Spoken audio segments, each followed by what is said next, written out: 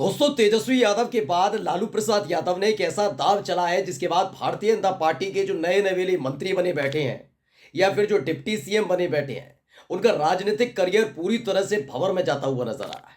क्योंकि वो deputy CM जरूर बन गए, उन्हें मंत्रालय जरूर मिल गया है, लेकिन जिम्मेदारी है कि मोदी जी के 400 पार का सपना पूरा करना होगा। और अगर बिहार में वो ये करने से चूक गए तो डिप्टी सीएम पद तो जाएगा ही जाएगा। भारतीय जनता पार्टी के अंदर खाने उनके खिलाफ बड़ी कार्रवाई हो सकती है और इसकी छटपटाहट और बौखलाहट साफ साफ नजर आ रही है। अभी हाल ही में आपने देखा कि लोक जनशक्ति पार्टी रामविलास जैसे ही भारतीय जनता पार्टी के साथ मजबूती के साथ खड़ी हुई, वैसे ही चिराग पासवान के सहयोगी यानी 22 सहयोगियों ने इस्तीफा दे दिया। इधर तेजस्वी यादव और महागठबंधन मजबूत हो गया क्योंकि वीआईपी पार्टी के चीफ मुकेश सहनी ने महागठबंधन के साथ अपना गठबंधन कर लिया।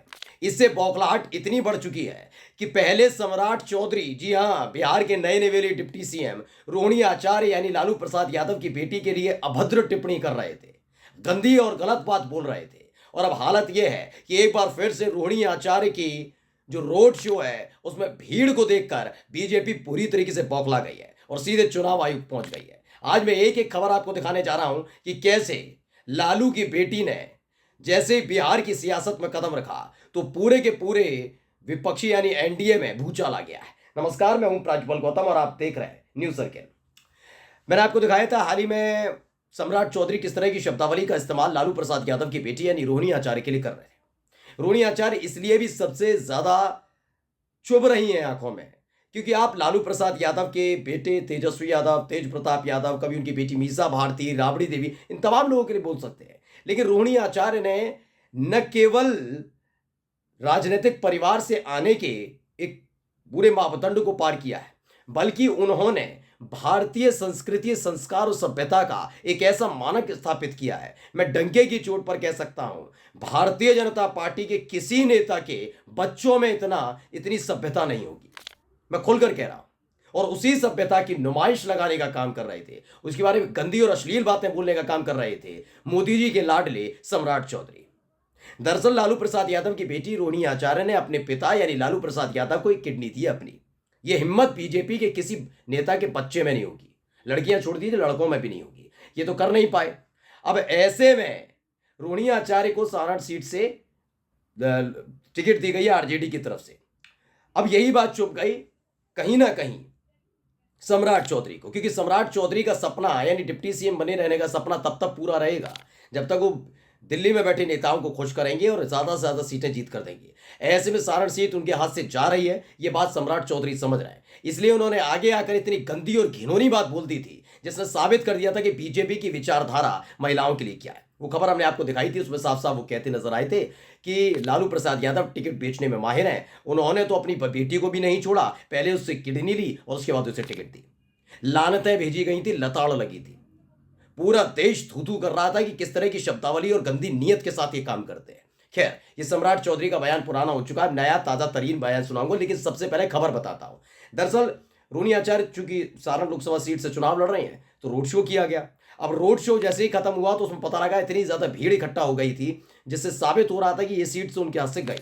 यानी अब 39 सीटों पर सीधे सीधे मुकाबला होगा। उसमें से कई सीटें तो ऐसी हैं जो प्रभावी तौर पर आरजेडी के खाते में जा रही हैं, क्योंकि इस सीट पर जबरदस्त जलवा देखने को मिला। पहले देखिए, पढ़िए क्या खबर है। जनसत्ता ने खबर छापा, लालू प्रसाद यादव की बेटी रोहिणी के खिलाफ चुनाव आयोग क्यों पहुंच गई बीजेपी। दरअसल वहां भीड़ इतनी ज्यादा जमा हो गई थी, ये समझ गए थे कि अगर ये वोटों में तब्दील हुई तो सारण सीट पर बीजेपी का प्रत्याशी हार तो छोड़िए, जमानत भी अपनी जब्त करा बैठेगा। और इसी बात का डर, इसी बात का खौफ अब बीजेपी के अंदर देखने को मिल रहा है।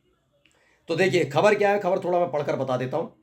लालू प्रसाद यादव की बेटी रोहिणी आचार्य की मुश्किलें बढ़ने वाली हैं। कहा जा रहा है बीजेपी की तरफ से चुनाव आयोग का दरवाजा खटखटाया गया है और शायद यही वजह भी हो, क्योंकि बीजेपी के नेता जब दरवाजा खटखटाते हैं तो चुनाव आयोग पूरी सतर्कता के साथ सुनता है और जोर देकर कहा गया है कि रोहिणी आचार्य के खिलाफ एक्शन होना चाहिए। असल में हुआ यह कि सोशल मीडिया पर रोहिणी आचार्य के रोड शो में की एक फोटो बड़ी तेजी से वायरल हो रही है। उस फोटो में पूर्व सीएम राबड़ी देवी का सुरक्षा प्रभारी भोला रोहिणी के साथ देखा जा रहा है। अब इस तस्वीर को विरोध का आधार बनाकर बीजेपी चुनाव आयोग के पास पहुंच गई है। बीजेपी का मानना है कि पूर्व सीएम की सुरक्षा अधिकारी का रोहिणी आचार्य के साथ यूं दिखना आचार संहिता का उल्लंघन है। चलिए अब आगे पढ़िए, जानकारी बता दें कि रोहिणी आचार्य इस बार बिहार की सारण लोकसभा सीट से चुनाव लड़ रही हैं। उनकी तरफ से जमीन पर न सिर्फ जोरदार प्रचार किया जा रहा है बल्कि वो बीजेपी पर भी जमकर बरस रही हैं।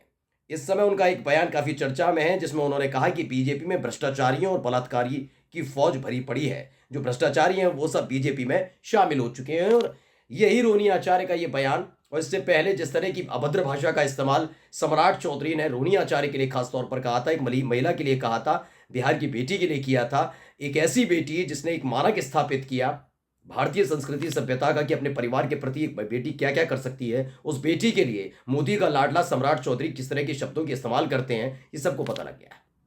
यहीं पर वो दाव उल्टा पड़ता हुआ नजर आ रहा है। ऐसे में अब आपको सुनवाता हूं सम्राट चौधरी क्या कहते हैं, मेरे सुनिए। लालू जी के परिवार का मतलब ही है गुंडा राज स्थापित कर, भ्रष्टाचार स्थापित कर और कानून को तोड़कर आगे बढ़ना, यही लालू जी का परिचय है। मुझे वाकई कभी कभी तो सम्राट चौधरी पर तरस भी आता है। इनके बयान आप कभी सुनिएगा, अजब गजब बयान। इससे पहले उन्होंने एक बयान दिया था, जितनी उम्र तेजस्वी यादव की नहीं है उससे ज्यादा वक्त इन्होंने यानी सम्राट चौधरी ने सदन में बिता रखा है। सोचिए 33 से 34 साल है तेजस्वी यादव की उम्र, 34 साल से सदन में, मतलब अंट शंट बयान देना सम्राट चौधरी की आदत बन गई है। अब आप क्या कह रहे हैं, अगर एक गनर जो पूर्व सीएम की सुरक्षा यानी राबड़ी देवी जब सीएम रही थी, एक पूर्व सीएम होने के नाते राबड़ी देवी को मिला हुआ था, वो रोहिणी आचार्य के रोड शो में शामिल हो गया, तो ये आचार संहिता का उल्लंघन, चलिए मैंने कह भी देता हूं कि चलिए नोटिस हो, तमाम चीजें होंगी, लेकिन इसका गुंडा राज से क्या लेना देना। यानी कि मुख्यमंत्री नीतीश कुमार की सुरक्षा में लगे हुए, यानी कि सम्राट चौधरी डिप्टी सीएम उनकी सुरक्षा में लगे हुए, बिहार के पुलिस वाले उनके गनर, डिप्टी सीएम दूसरे जो हैं उनकी सुरक्षा में, बीजेपी के जितने मंत्री उनकी सुरक्षा में, मोदी शाह की सुरक्षा में लगे हुए पुलिस वाले, अगर वो अपने साथ पुलिस वाले लेकर घूमते हैं तो वो गुंडा राज करते हैं, गुंडागर्दी का परिचय देते हैं। ये सारे के सारे गुंडे हो क्या, आप भी गुंडे हो क्या सम्राट चौधरी? ये गलत बात नहीं बोलनी चाहिए ना।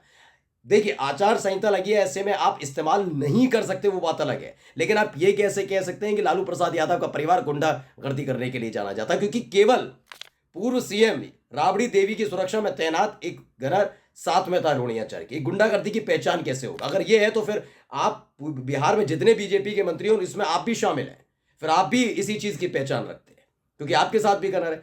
वो एक सरकारी गनर है और सरकारी गनर अगर किसी के साथ है, वो मैं कह रहा हूं आचार संहिता के खिलाफ नहीं जा रहा हूं, आचार संहिता का उल्लंघन हो सकता है, ये चुनाव आयोग तय कर लेगा, अगर बीजेपी जैसा कहेगी वैसा मान भी सकता है, लेकिन इसके इतर मैं कहना चाहता हूं कि एक सरकारी गनर वो कोई लठैत तो नहीं लेके गई, निजी तौर पर कोई अपना एक गनर तो खड़ा नहीं कर लिया, अपने आरजेडी के नेताओं के हाथ में बंदूकें तो नहीं पकड़ा दी हैं, ये काम तो नहीं किया ना। एक सरकारी कर्मचारी है जो आचार संहिता का नियम का उल्लंघन हो सकता है, लेकिन आप इसे गुंडागर्दी से कैसे तुलना कर सकते हैं? जानते हैं यही एक बौखलाहट है। रोहिणी आचार्य के पुराने वाले बयान देकर ये सम्राट चौधरी इस कदर फंस गए थे कि इनकी लगातार हर जगह से इनको लानत मालानत हुई थी, फटकार पड़ी थी, उससे इतने बौखलाए हुए हैं कि अब रोहिणी आचार्य के मामले पर एक तो संभल कर बोलते, लेकिन क्या करें, बौखलाहट तो बौखलाहट है, कुछ भी अंट शंट बोलना है। नमस्कार।